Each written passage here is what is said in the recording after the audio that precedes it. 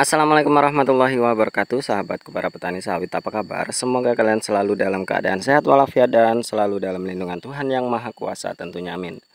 Teman-teman, untuk saat ini kita itu kalau tanam sawit sudah zamannya 2 tahun bisa panen. Tidak seperti model-model zaman dahulu yang kita tahu bahwa kita harus menunggu selama 3 tahun baru bisa panen. Itu adalah kabar yang beredar pada masa-masa dulu. Nah, sekarang ini teman-teman, perkembangan teknologi sudah maju, terutama di bidang perkebunan kelapa sawit juga. Dan saat ini kita sudah bisa tanam sawit itu 2 tahun sudah bisa panen. Apakah benar teman-teman? Tentu ada syarat-syarat yang harus kita penuhi. Dan saya untuk saat ini mengejar target tersebut. Di usia 26 bulan saya akan panen perdana sawit ini. Nah, ini teman-teman, usia kebun saya ini sudah 17 bulan. Nah, ini penampakannya sudah mulai mengeluarkan bunga-bunganya. Dan ini rencana saya besok akan saya kastrasi. Ini sudah saya kastrasi 2 kali ya, 2 kali. Pertama keluar muncul bunga itu usia 10 bulan dan ini 17 bulan. Ini sudah 2 kali dan ini nanti yang ketiga. Dan rencana saya nanti di usia 20 bulan itu akan saya kastrasi yang terakhir. Kemudian saya simpan buahnya hingga usia 26 bulan itu akan saya panen perdana. Jadi teman-teman ikuti terus channel ini, nantinya seperti apa perkembangannya, sebesar apa buahnya nanti kalau ketika usia 26 bulan. Dan ini saya rawat seperti Malika anak saya sendiri. Jadi saya memang memiliki target tersebut teman-teman. Dan tentunya kita sebagai petani harus paham betul perkembangan zaman, perkembangan teknologi, karena itu sangat-sangat membantu bagi kita teman-teman supaya bisa cepat panen, bisa cepat berproduksi, dan tentunya kita cepat mendapatkan cuan. Itu yang penting. Nah teman-teman, syarat-syarat apa sih kita bisa memanen sawit kita di usia 2 tahun? Tentunya ya kita harus memenuhinya teman-teman. Kalau tidak tentu kita tidak akan bisa mencapai target tersebut. Syarat yang pertama yang harus kita penuhi adalah menggunakan benih dengan varietas yang memang menampilkan keunggulan quick starter.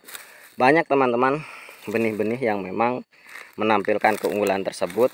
Misalkan ini Lonsum BL1. Ini pertama panen itu 26 bulan. Kemudian ada PPKS 540, PPKS Simalungun yang bisa dipanen di usia 26 hingga 28 bulan. Kemudian ada Spring Temba apa itu namanya, yang memang benar-benar pelepah pendek, itu bisa dipanen 24 bulan. Jadi teman-teman, ya kalau kita ingin mendapatkan target 2 tahun bisa panen, ya syarat pertama adalah itu menggunakan benih yang quick starter. Kalau kita menggunakan jenis benih yang tidak quick starter, misalkan pelepah panjang seperti 239, yang ngambi, dumpi, itu tentu masa panennya akan lebih lama, dan itu biasanya di usia 30-an bulan. 30 bulan ya, saya tadi nyebut tahun ya teman-teman, maaf, 30 bulan. Jadi teman-teman, yang pertama, syarat pertama adalah kita harus menggunakan benih yang memang menampilkan quick starter. Yang kedua teman-teman, kita harus melakukan pemupukan secara rutin. Nah, ini yang sering saya sarankan kepada teman-teman semuanya. Kita harus bisa memanajemen kebun kita supaya memang terus bisa melakukan perawatan atau pemupukan secara rutin.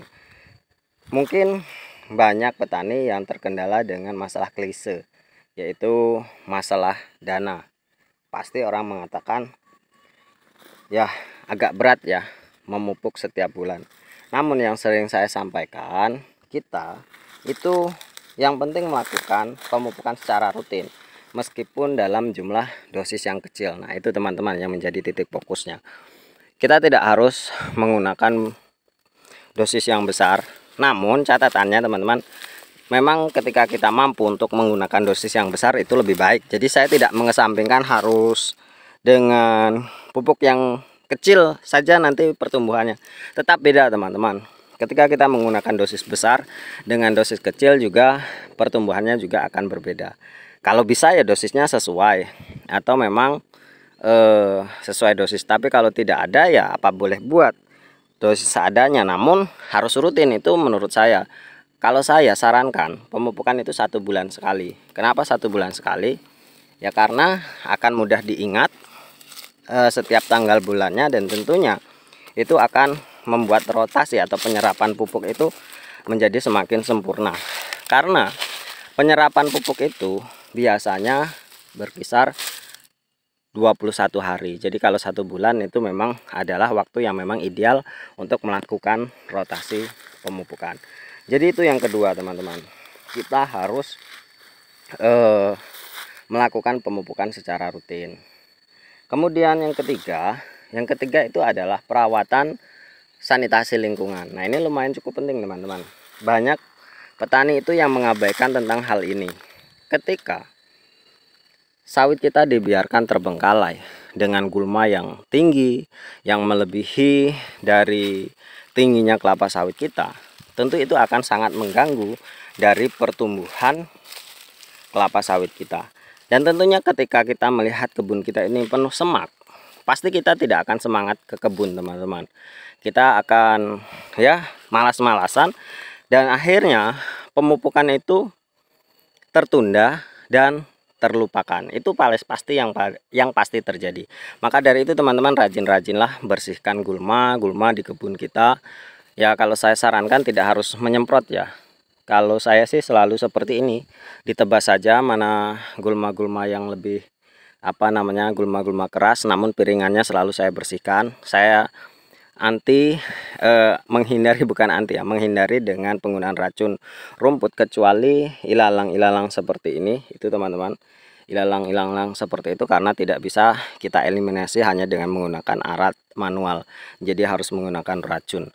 Jadi untuk gulma-gulma yang memang tidak bisa dieliminasi dengan alat, ya kita gunakan racun rumput. Namun jangan keseluruhannya disemprot teman-teman, karena gulma-gulma lunak seperti ini juga lumayan bermanfaat untuk tanaman kelapa sawit kita.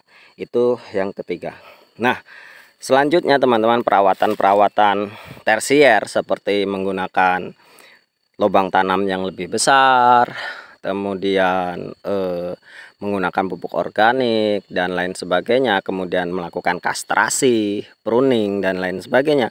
Itu juga harus kita lakukan supaya memang lebih mendongkrak atau memacu dari laju pertumbuhan kelapa sawit kita. Nah yang keempat yang paling penting, kita harus memiliki tekad batu semangat api teman-teman. Karena ketika kita tidak memiliki etos kerja yang tinggi, semangat yang kuat, tekad yang keras, tentunya itu tidak akan bisa berhasil. Maka dari itu teman-teman, tanamkan dalam diri kita bahwa kita harus sukses dengan kebun kita. Maka dari itu, mulai dari sekarang, dari hal sekecil apapun, lakukan yang terbaik.